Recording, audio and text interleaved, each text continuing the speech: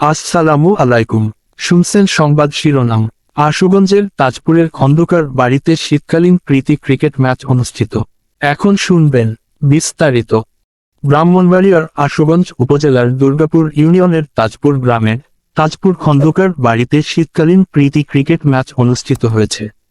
বৃহস্পতিবার বিকেলে 2 জানুয়ারি তাজপুর খন্দকার বাড়িতে শীতকালীন প্রীতি ক্রিকেট ম্যাচের প্রধান অতিথি হিসেবে উপস্থিত ছিলেন মোহাম্মদ জালাল উদ্দিন।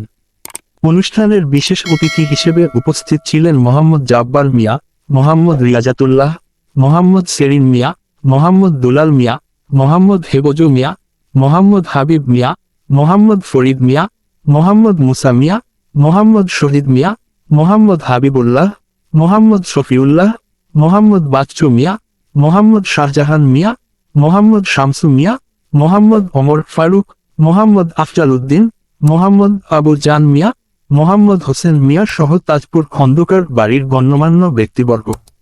খেলা পরিচালনা করেন সোহেল মিয়া, হাজারনা ওয়াসিম এবং বুরহানুদ্দিন। উক্ত খেলায় 2টি টিম অংশগ্রহণ করে, সোহাগ 11 বনাম নাজমুল 11। সোহাগ 11-12 ওভারে 9 উইকেটে 149 রানের টার্গেট দেয়। পরে নাজমুল 11-10 ওভার 5 বলে 5 উইকেটে জয়লাভ করে। উক্ত খেলায় বিপুল পরিমাণ দর্শক উপস্থিত ছিলেন। খেলায় অতিথিবৃন্দ বলেন, যুব সমাজকে মাদক থেকে দূরে রাখতে হলে খেলাধুলার কোনো বিকল্প নেই। তাই সকলকে পড়াশোনার পাশাপাশি খেলাধুলায় আগ্রহী হতে হবে এবং একে অপরের সাথে সুসম্পর্ক রাখতে হবে।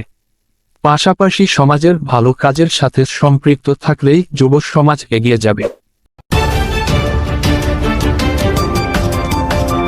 ব্রাহ্মণবাড়িয়া 24.news